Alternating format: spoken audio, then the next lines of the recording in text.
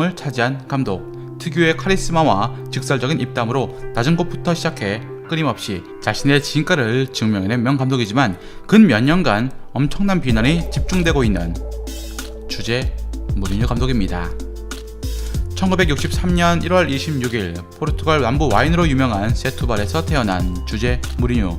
아버지가 포르투갈 대표팀 골키퍼 출신이었고 어머니는 초등학교 교사였던 무리뉴의 어린 시절은 나름 유복한 가정 환경에서 자랐고 아버지 필리페를 따라서 축구 선수를 꿈꾸던 소년이었습니다. 축구는 어린 무리뉴의 삶에 있어 중요한 부분이었고 프로축구 감독이었던 아버지를 따라서 여러 도시를 돌아다니며 많은 경기를 보게 됩니다. 10대 시절부터 아버지를 따라서 상대팀을 분석하며 유능한 스카우트의 자질을 보인 그는 축구 선수로 먼저 성공하고 싶어 했습니다. 아버지가 감독으로 있던 히우 아부에 입단해 프로 선수의 꿈을 키우기도 했고 중앙 수비수나 수비형 미드필더로 활약을 합니다. 하지만 공식 경기에는 거의 출전을 하지 못했죠. 무리뉴 스스로도 자신의 선수생활을 회상하며 삼류 선수였다 말했을 정도. 24살의 젊은 나이에 부상으로 은퇴를 결심했고 바로 전술과 지도 방식에 대해서 공부하기 시작합니다. 당시 어머니는 무리뉴가 축구보다 공부를 하기 원했었고 바람대로 경영대학에 진학을 했지만 축구밖에 몰랐던 무리뉴는 결국 하루 만에 자퇴를 합니다. 그리고 지도자의 길로 걷기 위해서 리스본 기술대학에 진학해 체육교육을 전공하게 되었죠. 5년간 여러 대학을 돌아다니면서 체육교사로 활동했지만 그가 원한 것은 체육교사가 아닌 축구 지도자였습니다. 따라서 잉글랜드와 스코틀랜드 축구협회가 주관하는 코치 연수 프로그램에 참가했고 이곳에서 영어를 마스터하게 됩니다. 그리고 무리뉴 축구 인생의 큰 전환점이 이곳에서 시작이 되었죠. 공부한 것이 인연이 되어서 1992년 잉글랜드의 전설 바비 롭슨 감독의 통역으로 일할 기회가 찾아온 것입니다. 일생일대의 기회일 수밖에 없었을 터. 당시 바비 롭슨은 포르투갈의 리스본 지휘봉을 잡았는데 축구와 영어에 능통한 통역관을 찾았고 결국 무리뉴가 선택됩니다. 이때 바비 롭슨은 무리뉴가 통역관 이상의 전술적인 능력이 있다고 판단을 했고 코치에 가까운 부분까지 맡기게 됩니다. 연봉도 6천만 원으로 통역관이라고 보기 힘든 높은 수준. 롭슨 감독의 아래에서 상대 분석, 전술 훈련 계획, 선수 심리 등에서 발군의 능력을 보여주며 점차 감독의 역량을 키워나갑니다.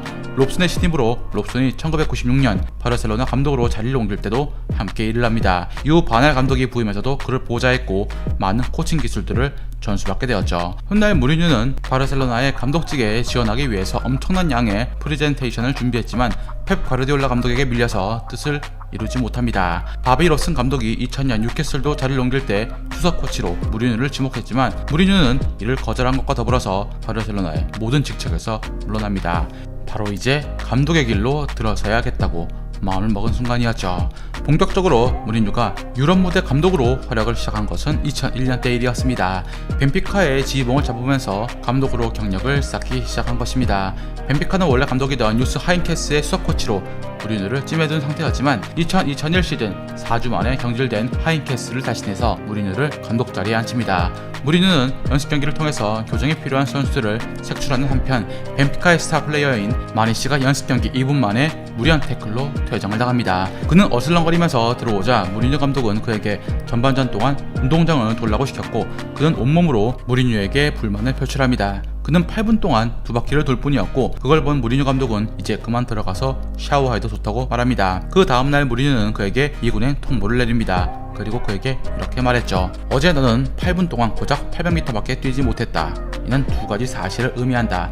내게 정신적인 문제가 있거나 신체적 문제가 있다는 것이다. 이걸 찾아 치료를 해야 하는 거다. 정신적, 신체적 문제가 없을 때까지 미군에서 훈련하며 문제를 찾아와라. 그 다음에 나를 만나러 와라. 마니시는 4일 뒤에 무리뉴 감독을 찾아왔고 정중히 사과하며 무리뉴는 그에게 1000유로 벌금을 매깁니다. 그리고 다시 1군으로 불러들였죠. 이후 그 어떤 선수도 무리뉴의 규율을 어기지 못했습니다. 무리뉴 감독은 부임 후 첫 경기 패배했지만 10경기에서 6승 3무 1패로 하위권 팀을 다시 상위권 팀으로 반등시킵니다. 무리뉴 감독은 팀 성적을 상위권에 올려놓았지만 구단 내부의 파벌과 내분이 상당해 벤피카의 회장이 바뀌자마자 10경기 만에 해고가 됩니다. 그야말로 어처구니 없는 상황. 인상적인 지도력에 포르투갈 최고의 명문 포르투가 그에게 2002년 시즌 도중 감독을 맡깁니다. 당시 포르투는 명문이라 보기 힘든 리그 6위로 최악의 한 해를 보내고 있던 상황. 이를 본 무리뉴 감독은 내가 26년간 봐온 포르투 중 최악이다 라며 모든 걸 새롭게 시작을 했고 15경기에서 11승을 거두며 3위로 마감한 뒤 인터뷰에서 이 정도로 만족 못한다. 다음엔 챔피언으로 올라서겠다며 자신감 넘치는 모습을 보입니다. 그리고 다음에 자신의 축구 철학에 맞는 선수들을 대거 영입했고 훈련 시스템도 전반적으로 다 뜯어고칩니다. 리그가 개막되고 무리뉴의 축구는 거침이 없었죠. 강한 압박과 날카로운 역습으로 2002-2003 시즌 27승 5무 2패라는 압도적인 기록으로 리그를 제패합니다. 유럽 리그에선 UEFA까지 거머쥐었죠. 당시 유럽 언론들은 미치광이 젊은 명장이 등장을 했다고 그를 주목합니다. 2003-2004 시즌 리그 2연패를 달성함과 동시에 챔스 무대로 출격한 그의 활약은 엄청났습니다. 16강에서 퍼거슨의 맨유를 침몰시키고 연이어 리옹, 데포르티보를 꺾은 것이었습니다. 당시를 회상해보면 조별리그에서 레알 마드리드와 한조였는데 레알 원정 경기에서 1대1 무승부는 정말 인상적이었죠.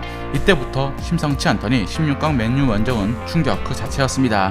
모두의 예상을 비껴간 결과 89분 0대1로 뒤지던 포르투갈 사실상의 마지막 기회를 잡았고 리바운드된 공을 코스티냐가 밀어 넣었습니다. 이 극적인 골이 터지자 무리뉴 감독은 코너 플래그 쪽으로 달려가 함께 기뻐했습니다. 챔피언스 리그 결승전 상대 모나코도 포르투 못지않게 이변을 일으킨 팀이었습니다.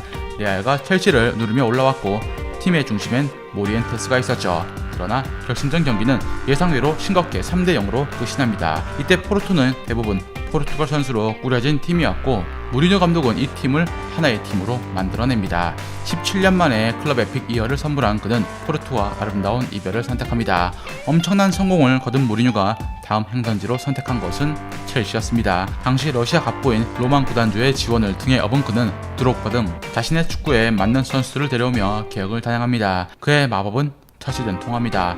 2004-2005 시즌 리그 최다 무실점, 최소 실점, 최다 승점, 최다 승리 등 새로운 역사를 쓰면서 리그 우승을 차지한 것이었죠. 다음 해에도 첼시는 2년 연속으로 리그를 제패하면서 퍼거슨과 벵거 신화에 제동을 겁니다.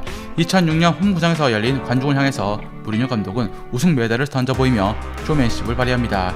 인터뷰에선 이미 받은 메달은 또 필요하지 않다고 말하면서 팬들의 뜨거운 반응을 일으켰습니다. 재미있는 것은 관중석에서 이 메달을 받아낸 관중이 2년 뒤 경매를 통해서 4,800만 원에 팔았다는 것입니다. 이 관중은 1993년부터 매년 시즌권을 사온 열성 팬이었습니다. 첼시에서의 무리뉴 시대가 오래 갈 것이라는 예상을 뒤엎고 2007년 구단주 로만과의 불화로 팀을 떠나게 됩니다. 2년 동안 무리뉴가 첼시에게 안겨준 우승 트로피는 5개. 당연히 팬들과 선수들의 반발은 심했습니다. 2008년 6월 만치니 감독의 후임으로 인터밀란으로 향합니다. 무리뉴가 오기 전 이미 리그 3연패를 달성한 팀이었지만 챔스에선 실망스러운 행보를 보였습니다. 때문에 구단은 그가 챔스에서 이를 내주길 희망했죠. 첫 시즌 16강에서 탈락했지만 두 번째 시즌은 달랐습니다. 이탈리아 특유의 수비 축구를 자신의 것으로 흡수하는 데 성공했고 착실하게 팀 리빌딩을 시작한 것입니다. 이에 이탈리아에서 들어올릴 수 있는 모든 트로피를 들어올렸고 결국엔 인테리의 오랜 수건이었던 챔스에서 우승까지 차지합니다. 8강과 준결승전에선 친정팀이던 첼시와 당시 유럽을 씹어먹던 바르셀로나까지 무리뉴식 수비축구로 무너뜨린 것입니다. 결승전은 미란전이었는데 6대4로 주도권을 내주긴 했지만 밀리토가 두 골을 터뜨리면서 팀의 45년 만에 우승에 일조합니다. 첼시에서 쫓겨나온 그가 자신의 능력을 증명시키고 팀의 역사적인 트래블을 이뤄낸 것입니다. 2010년 스페인으로 자리를 다시 옮겨 레알의 감독으로 부임합니다. 기대와는 달리 절반 만에 성공을 이루었다고 평가받지만 그는 역시 레알에서도 역사를 써내려갑니다. 그는 스페인에서 리그, 리그컵, 슈퍼컵 등을 우승하며 4개 리그에서 가능한 타이틀을 모두 우승한 첫 번째 감독이 되었습니다.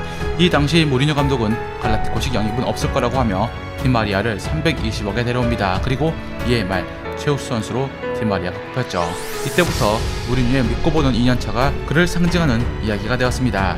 레알에서 2년차 실리를 고려한 영입을 단행했고 2011-2012 시즌 리그 초반부터 1위를 질주합니다. 그간 수비적이라는 평가를 비웃기라도 하듯 무지막지한 파괴력으로 20년도 더 된 시즌 최다골도 가볍게 갈아치웁니다. 바르사와의 엘클라시코전도 승리로 장식하며 리그 우승을 확정지었죠. 하지만 아쉽게도 챔스 결승 진출이 좌절되었는데 이때부터 무리뉴 체제가 흔들리기 시작합니다. 팀 내 내분을 조장한다는 이야기와 포르투갈 선수 옹호 소문이 그것이었습니다. 이 불화설은 결국 카시아스를 벤치에 앉히면서 절정으로 치달았습니다. 팀 성적은 바르사에게 리그 우승을 내주었고 코파델레이 결승에선 아틀레티코에게 우승을 넘겨주면서 무관에 머물렀습니다. 레알 수뇌부의 선택은 무리뉴 해임. 2013년 레알과 작별한 뒤 다시 첼시로 돌아온 주제 무리뉴. 부임 전에도 첼시에 대한 애정을 드러내 어느 정도 복귀가 예상되었습니다. 그리고 부임하자마자 자신은 첼시에서 오래 남고 싶다며 10년 계획을 밝힙니다. 2013-2014 시즌 2년간 팀의 에이스였던 마타를 비롯해서 케빈 데브라이너, 애쉬양 등을 내보내면서 팀 개혁에 박차를 가합니다. 스스로도 올 시즌 리그 우승이 목표가 아니다, 4위가 목표다 라고 밝혔지만 챔스에선 4강까지 오르는 기염을 토합니다. 이는 8번째로 퍼거슨을 뛰어넘는 역대 최다 챔스 4강 진출 감독 기록이었습니다. 2년 차인 2014-2015 시즌 전 시즌 무관이었던 것에 비해서 완전히 달라진 모습을 보여줍니다. 챔스에선 8강에서 탈락했어도 리그와 리그컵을 거머쥔 것입니다. 그의 염원대로 첼시는 그에게 연장 계약을 제시합니다. 하지만 계약 이후 팀이 휘청거리는 모습을 보여주기 시작합니다. 특히 스완지 시티전 2대2로 비겼는데 후반 추가 시간에 아다르를 살피러 들어간 팀 닥터 에바 카네로에게 크게 분노하는 제스처를 취한 것이었죠. 비디오 분석 결과 아다르가 심판 마이클 올리버에게 메디컬 팀을 불러달라고 요청해서 카네이로가 들어간 것이었습니다. 무리뉴 감독은 이를 캐치하지 못해 선수가 부르지도 않았는데 들어갔다고 비난을 한 것이었습니다. 무리뉴의 경고했던 축구가 무너진 시점은 리그 꼴찌 뉴캐슬과의 무승부에 이은 연패였습니다. 첼시에서 5년간 지휘봉을 잡으며 홈에서 패한 것은 단 한 번이었으므로 충격은 컸습니다. 크리스마스를 일주일 앞둔 2015년 12월 17일 무리뉴 감독은 전격 경질되었습니다. 당시 영국 현지에서는 무리뉴 감독의 지도 방식이 올드하다고 비난을 했고 많은 이야기들이 나왔지만 무리뉴 감독은 침묵을 지킵니다. 한편 챔스권 경쟁에서 멀어진 맨유는 새로운 감독을 찾고 있었죠. 때마침 구직 중이던 무리뉴와 연이 닿았고 2016년 5월 맨유의 새로운 감독으로 무리뉴가 선임되었습니다. 첫해 그가 영입한 선수는 에릭 바이, 질라탄, 미키타리안, 포그바, 그들과 함께 리그 초반 4연승을 달립니다. 그러나 이후 경기들에서 뒤죽박죽한 경기력을 보였고 특히 첼시전 4대0으로 참패를 당하면서 체면을 구깁니다. 많은 선수가 부상을 당해서 선수 구성에 어려움이 많았고 리그 성적도 6위라는 만족스럽지는 않았지만 그는 팀을 이끌고 유로파 우승을 일궈냅니다. 리그에서 승률이 반할 감독과 같긴 했지만 유럽 대항전에서 희망을 보았고 팬들은 다시 한번 무리뉴 2년차를 기대합니다. 2017-2018 시즌 과르디올라의 맨시티가 너무나 압도적인 1위를 달리고 있어서 일찌감치 우승의 기대는 할 수가 없는 상황이었습니다. 공격진과 수비진의 부진에도 후역승으로 승점을 쌓아서 2위권을 형성했지만 이해할 수 없는 전술 운영과 답답한 경기력으로 맨유 팬들은 분통이 터지기 시작합니다. 이적 시장에서 비효율적으로 비싼 선수들을 잔뜩 사와 비효율적인 경기를 펼쳐 비난의 도마 위에 오릅니다. 따라서 2018년 여름 이적의 8선수들이 일찌감치 선정이 된 모양. 무리뉴의 전술과 맞지 않은 포그바의 활용, 다름이 아닌 블린트의 무장점 풀백들의 처리 등 많은 문제들이 산재해 있었습니다. 2년차 무리뉴의 축구가 본격적인 모습을 드러내지 못해 아쉬웠지만 3년차 때는 다를 것이라 믿었습니다. 하지만 2018년을 넘기지 못하고 12월 19일 리버풀전 완패 이후 우승권과 완전히 멀어지자 무리뉴 감독은 경질되었습니다. 세 번째 시즌 징크스는 지긋지긋했고 또 깨지지 않은 것이었죠. 한편 토트넘을 이끌고 리그 4위와 챔스 결승에 올려놓은 포체티노가 해임되자 무리뉴가 그의 후임으로 2019년 11월 취임을 합니다. 지금까지 무리뉴가 이끌었던 빅무대 선수들 중 가장 얇은 선수진들이었고 여러 주전 선수들이 부상을 당하는 극한의 상황 속에 첫 시즌 성적은 만족이라고 볼 수 없었습니다.